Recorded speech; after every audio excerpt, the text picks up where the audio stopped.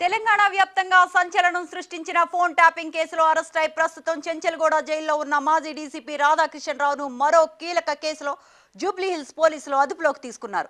పిఎస్లో నమోదైన ఓ కేసులో PT warrant పై ఆయనను అదుపులోకి తీసుకున్నారు. అనంతరం నాంపల్లి కోర్టులో హాజరుపరిచారు.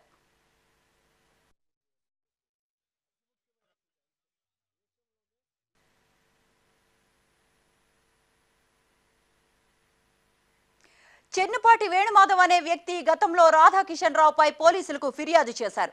రాధాకిషన్ రావు తనను కిడ్నాప్ చేసి షేర్లు బదలాయించుకున్నారని ఫిర్యాదులో పేర్కొన్నారు. క్రియా హెల్త్ కేర్ షేర్లను బలవంతంగా బదిలీ చేయించుకున్నారని ఆయన ఆరోపించారు. వేణుమాధవ్ ఫిర్యాదుతో రాధాకిషన్ రావును పోలీసులు అరెస్ట్ చేశారు.